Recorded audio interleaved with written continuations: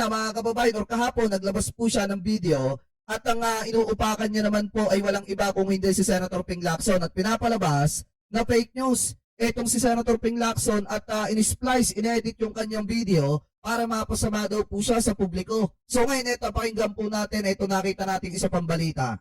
Galing po ito mismo kay Senator Rodante Marcoleta. Pwede ba nating ipasilad yung parte na pinagsama-sama, in-splice ni Senator Ping para lang palintawin niya, para lang imali niya, dayain niya, iligaw niya, linlangin niya ang mamamayang Pilipino? Ang gawin natin po para madali, i-give up natin yung KIG. Ang nag-govern pa rin yung international law. So atin yung Kalayaan Island Group. Ito mga kababayan ito para maliwanag.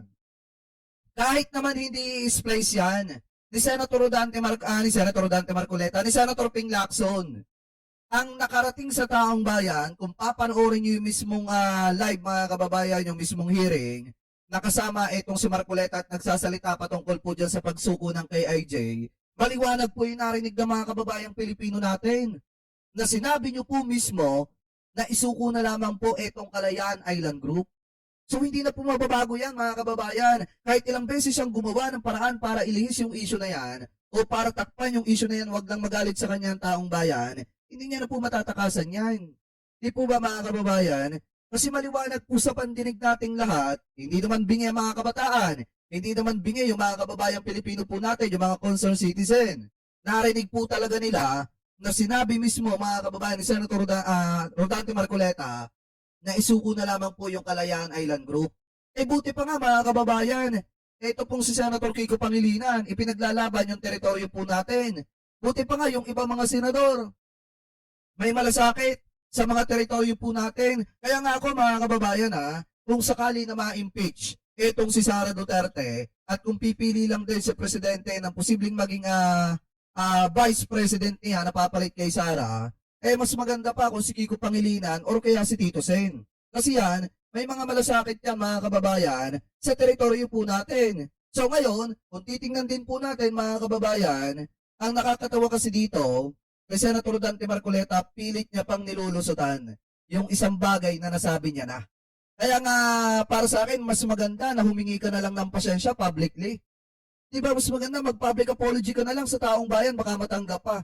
Kasi the more na nagagalit lang ang taong bayan kapag ginagawa niyo po yung mga pag-iwas na yan. Meron po tayong mga isla na occupied natin ngayon. Ito yung Kalayaan Island Group. Ngunit, they are way beyond our EEZ. Wala doon sa limit ng ating exclusive economic zone.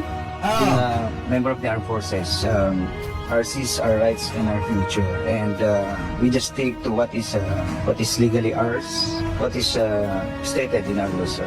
I'd like to congratulate you for responding very well to the questions of the Honorable Marcoleta. Ito yung resback ni Marcoleta mga kababayan dun po sa ipinost nga ng account ni Senator Ping Lacson about po dun sa pagsabi nga ni Senator Rodante Marcoleta na isuko na lamang po yung KIJ. Yun lamang yung pinakamadaling paraan. Ano po, para na sa ganun, hindi na magkaroon daw ng kaguluhan pa at hindi na madama yung mga kabataan at yung mga kababayan Pilipino po natin na nakatira dito po sa Pilipinas. So ngayon, ito, pakinggan naman natin yung katawiran niya. Kaya naisip ko tuloy na para liwanagin natin, para madali, i-give up mo siguro, parang ganun. So, I am not advocating to give it up, but I am only trying to reinforce the argument na mahirap talagang gawin. Pero si Senador Ping Lacson, in-splice niya, kung ano yung tanong ko, yung sagot na ano, iba yung ilalagay niya parang isinagot. Ngayon, nagtanong uli ako sa kanya, sabi ko, doon sa isa nga akong statement ng DFA, ano pong strategic objective o national interest ang na-achieve natin sa ginawa ni Commodore Tariela na magpakita ng ganong mga statements at mga caricatures sa uncompromising at nakakahiyang paglalarawan sa kanilang head of state. What did we gain strategically in terms of national interest? Meron po ba? Your Honor, I cannot answer on that. Hindi, sa panukat mo lang. Hindi, kasi dapat ang tinatanong niya ng ganyan, kung patungkol kay Commodore J. Tariela, ay dapat si Commodore J. Tariela. Kasi siya lang naman ang makakasagot niyan, mga kababayan eh. Kung ano ba yung napala, kung ano ba yung naitulong nung ginawa niya na mga caricature ng mukha ni Xi Jinping. Kasi mga kababayan, piyado isasagot dyan ni Commodore J. Tariela, in my personal opinion, may natutunan. Yung mga estudyante na nakinig nung mga panahon na isinasagawa niya yung konteksto kung saan itinuturo niya yung about sa issue ng teritoryo ng Pilipinas na inaangkin po ng bansang China. Yun ang maliwanag na napala ng ating bansa, ng ating mga kabataan. May natutunan yung ating mga kabataan patungkol po sa issue ng West Philippine Sea. Ngayon mga kababayan, ang problema kasi dito, ang full konteksto niya dito, si Commodore J. Tariela. Pero hindi si Commodore J. Tariela yung tinatanong niya. Di po ba? Anyway, tuloy pa natin. Sir, being a member of the armed forces, we are voicing out the term RCs, our rights in our future, and we just stick to what is being dictated in our what is legally ours and what is stated in our law, sir. Tama! Doon niya sinagot na, kasi hindi niya masagot yun. Sir, sabi niya, Hindi, sa totoo lang naman mga kababayan, hindi talaga masasagot yun nun. Ano po, nung isang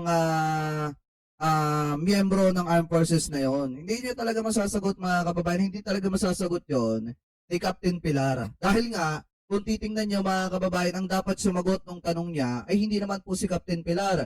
Kung hindi, si Commodore J. Tariela. Kasi si Commodore J. Tariela yung konteksto ng kanyang tanong. we will fight for what is legally ours. So ano ba anong intention para bakit hindi po ang tunay na pangyayari ang ipakita natin sa tao? Bakit parang merong panlilin lang?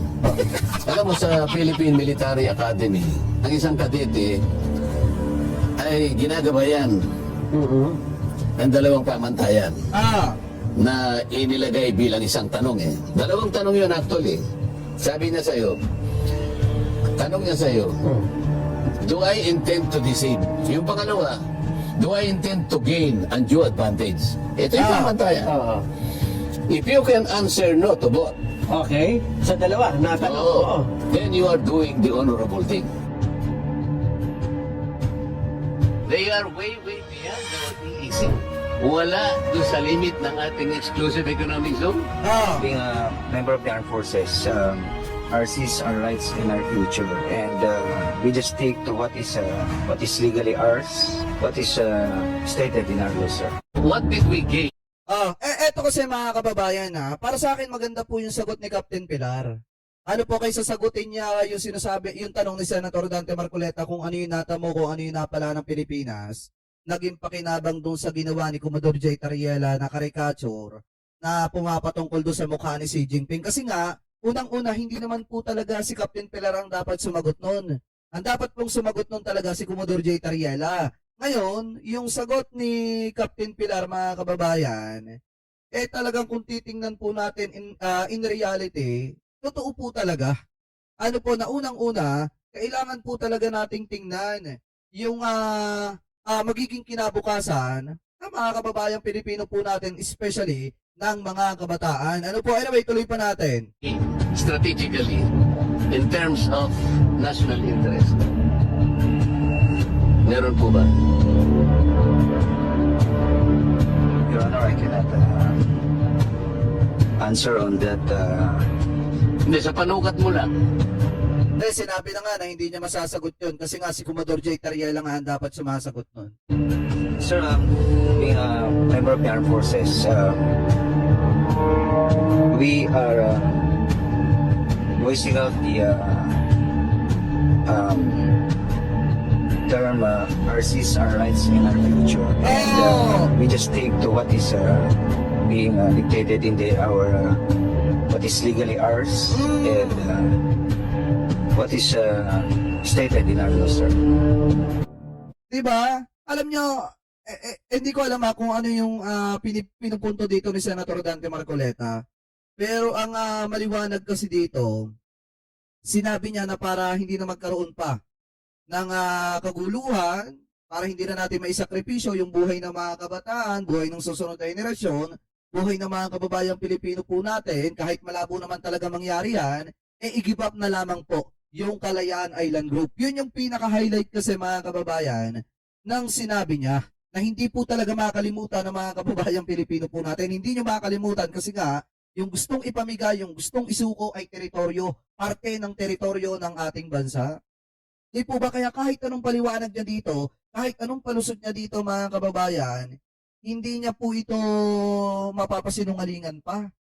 Diba, sira na siya sa mata ng publiko at sira na siya sa mga kababayang Pilipino po natin. Kaya nga payo natin kay Senator Dante Marcoleta, kaysa pag-initan mo ng pag-initan, yung mga teritoryo natin, kaysa palabasin mo sa publiko ng palabasin, na hindi na parte yan ng teritoryo natin, or di kaya naman, hindi na pasok yan sa exclusive economic zone ng West Philippine Sea na teritoryo natin, ang gawin mo na lang, tuparin mo na lang yung pangako mo sa mga kababayang Pilipino po natin na libreng kuryente. Kasi yun naman talaga ang dahilan kung bakit ka nanalo.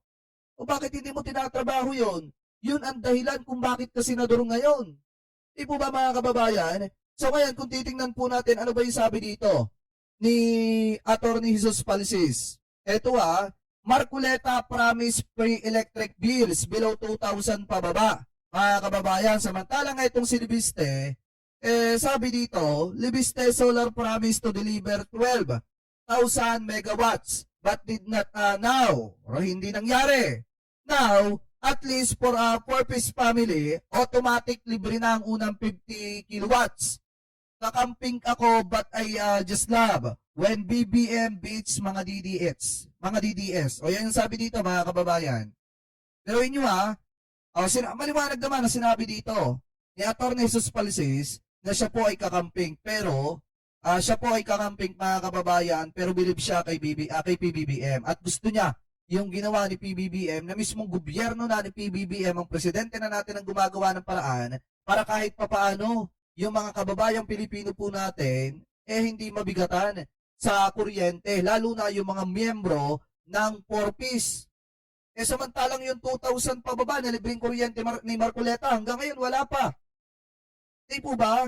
Baka nakakalimutan ni Senator Dante Marcoleta at ng mga DDS na ang dahilan kung bakit nanalo si Marcoleta ay dahil sa pangako niya na 2,000 na libreng kuryente pababa. Di ba yan yung dahilan? At huwag mo sanang kalimutan, Senator Dante Marcoleta, kung bakit ka na andyan sa posisyon na yan. Dahil nangako ka sa taong bayan ng isang bagay na imposibleng mangyari. At ngayon, dapat gawin mong posible yon. Di po ba?